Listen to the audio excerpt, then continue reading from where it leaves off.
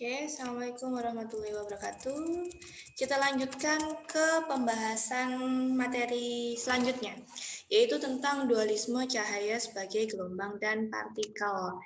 Nah, kalau misalkan teman-teman mengingat, tadi sudah saya singgung kalau misalkan cahaya itu bisa berlaku dua sifat. Kenapa? Nah, ini ada cerita behind the scene-nya, ada latar belakangnya. Jadi ketika itu sudah diceritakan bahwa ada sebuah percobaan yang dilakukan oleh Michelson dan Morley, di mana di situ mereka menggunakan sebuah sinar monokromatik yang dilewatkan dan dianggap sebuah perantara itu adalah medium ether. Tapi ternyata kemudian medium ether itu tidak terbukti. Nah, hal ini sangat bertentangan sekali dengan konsep-konsep klasik. Kenapa? Karena awalnya cahaya itu dianggap sebagai gelombang. Nah, kalau dianggap sebagai gelombang, maka harus bisa merambat. Ketika merambat itu harus melewati medium, gitu ya.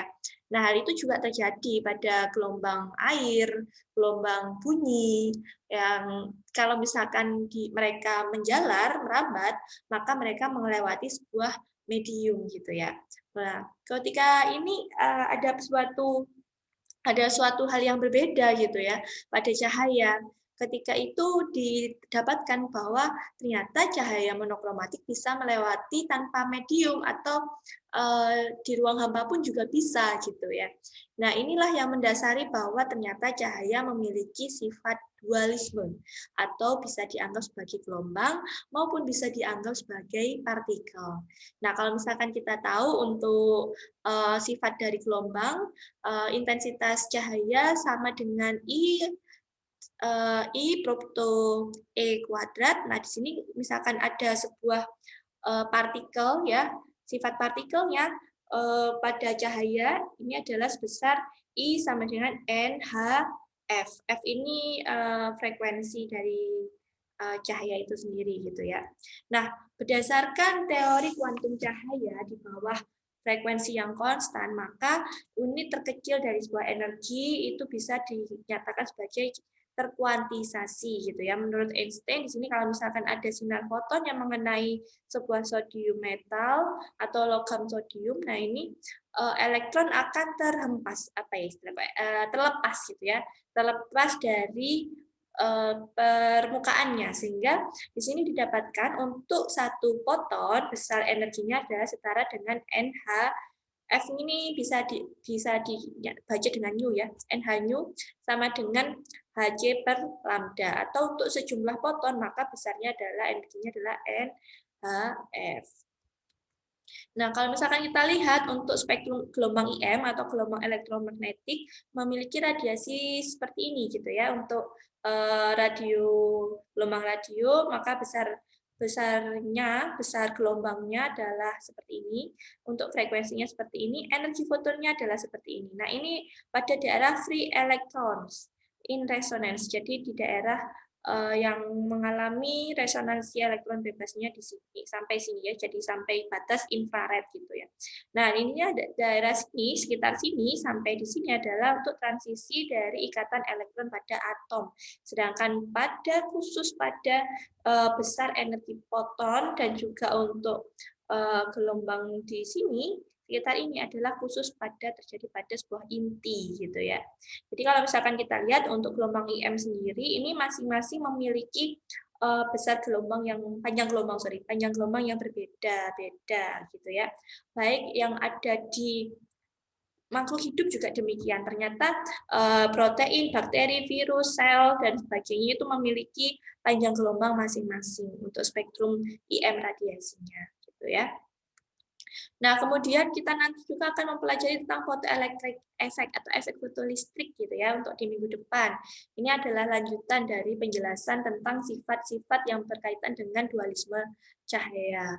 Nah, kemudian kita juga akan melakukan, tapi kita akan membahas gitu ya tentang monochromatic light yang bisa atau yang nantinya digunakan pada eksperimen fotoelektrik itu gitu ya. Nah, bentuknya seperti ini bentuk ininya ya, apa namanya, kurvanya gitu ya. Nah, ini nanti jadi akan ada juga interpretasi proton. Oh, ini hanya ya. Sorry, tadi F itu adalah HF saja untuk frekuensi.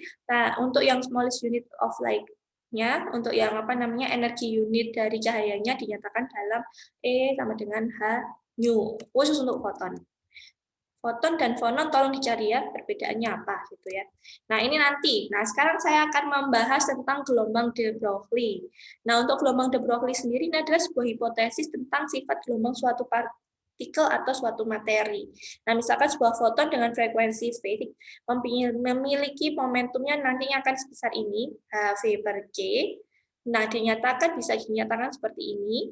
Nah, agar berlaku umum bisa dipakai untuk partikel suatu materi atau foton, maka momentum partikelnya harus dirubah mp sama dengan m per v, sehingga panjang gelombang de Broglie-nya nanti akan didapatkan lambda sama dengan h per mv.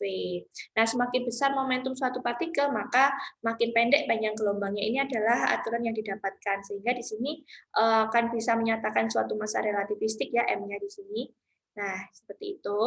Kemudian kita akan juga membahas tentang fungsi gelombang. Nah, kuantitas variabel yang memberi karakteristik gelombang de Broglie ini adalah maksud dari fungsi gelombang.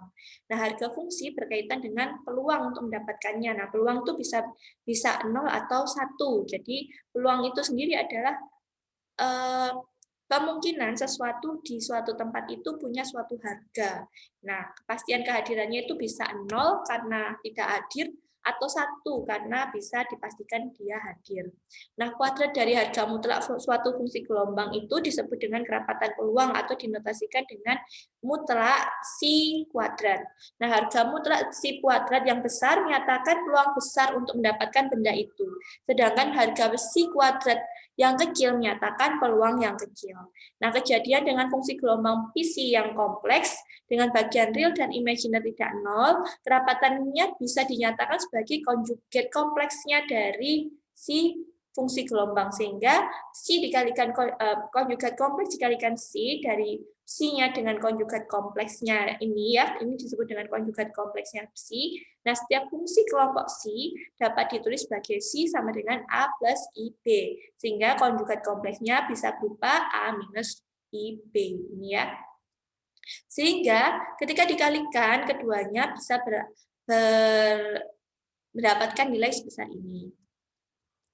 Nah, kita juga harus memahami tentang kecepatan de Broglie. Dengan kecepatan berapakah gelombang de Broglie menjalar gitu ya. Jadi Broglie memetakan atau menentukan sebuah rumusan yaitu W sama dengan V per dikalikan lambda, sehingga hasilnya tadi kan lambdanya adalah H per mv. Makin besar momentum partikel, makin pendek panjang gelombangnya. Sehingga menurut pernyataan kuantum, E sama dengan H nu, sedangkan menurut pernyataan relativistik, E sama dengan mc kuadrat, sehingga dari sini dapat dinyatakan sebagai V mc kuadrat per H, sehingga kecepatan de Broglie-nya sendiri untuk gelombang de Broglie akan mendapatkan kecepatan besar W sama dengan C kuadrat per V. Nah, kecepatan de Broglie, gelombang de Broglie untuk W harus selalu lebih besar dari kecepatan cahaya, sehingga kecepatan cahaya adalah memiliki kecepatan yang lebih besar sendiri ya daripada kecepatan yang V-nya. Sehingga kalau misalkan seperti ini pastinya dapat dipastikan V kecepatan de Broglie lebih besar dari kecepatan cahaya. Nah, kecepatan fase dalam kecepatan grup gelombang de Broglie. Nah, kalau misalkan teman-teman memahami untuk gelombang ya, aturan gelombang kan pasti punya kecepatan fase maupun kecepatan grup. Nah, untuk yang gelombang de Broglie juga sama. Kapan terjadinya gelombang grup de Broglie ini gitu ya. Grup gelombang terjadi ketika dua gelombang yang mempunyai amplitudo sama tetapi frekuensinya sedikit berlainan atau bersuperposisi, sehingga menghasilkan gelombang yang frekuensinya sama dengan rata frekuensi gelombang pendirinya, dan amplitudo bisa naik secara periodik ya, naik turun secara periodik. Nah, kecepatan fase sendiri adalah cepat lambat gelombang merambat pada suatu medium. Misalnya ada sederetan gelombang yang kontinu dan panjang. Nah, gelombang ini mempunyai suatu panjang gelombang dan satu frekuensi. Sinyal atau pulsa yang terjadi pada suatu selang gelombang tertentu, pulsa ini akan merambat dengan kecepatan V yang disebut dengan kecepatan grup. Kalau diperhatikan, di sini adalah ketika gelombang itu terlihat. Nah, di sini adalah ketika gelombang grup itu merambat, dan di sini ketika mereka menghilang gitu ya. Nah, misalkan ada dua gelombang Y1 dan Y2 dengan amplitudenya adalah A, frekuensi sudutnya berbeda D omega dan bilangan gelombangnya berbeda DK. Maka nanti kalau misalkan dilihat akan berakibat seperti ini kan kalau misalkan di perhitungan ya. Nah, pergeseran resultan Y pada saat T-nya ini pada kedudukan X-nya di sini ini adalah jumlah dari penjumlahan Y1 ditambahkan Y2 sehingga jumlahnya akan mendapatkan hasil seperti ini. Nah, karena D omega dan DK sangat kecil dibandingkan omega dan K, maka akan didapatkan hasil persamaan gelombang yang baru seperti yang dituliskan di bawah ini. Nah, kecepatan fase W besarnya adalah W sama dengan omega per K. Kecepatan grup gelombangnya adalah U sama dengan D omega per K. Nah, frekuensi sudut dan bilangan gelombang dari gelombang de Broglie yang berpautan dengan sebuah benda yang massa diamnya M0 bergerak dengan kecepatan V nantinya akan didapatkan sebesar omega ini ya. Dan K-nya adalah sebesar ini. Nanti kita sudah mendapatkan omega dan juga K. Kita sudah mendapatkan grup dari sini ya frekuensinya. Nah, sehingga nanti akan didapatkan kecepatan grupnya menjadi seperti ini. Nah, gelombang yang berkaitan dengan sebuah benda yang menjalar dengan kecepatan yang sama dengan kecepatan yang tersebut. Bagaimana contoh pengerjaan soalnya? Silakan nanti dibahas silakan nanti dilihat di file yang saya bagi. Mohon maaf, ini agak sudah mulai hujan, jadi tidak terdengar suara saya, gitu ya. Mohon maaf. Nah, oke, terima kasih. Ini yang mungkin sedikit saya bisa sampaikan pada minggu ini. Nanti mungkin minggu depan akan saya sambung lagi. Assalamualaikum warahmatullahi wabarakatuh.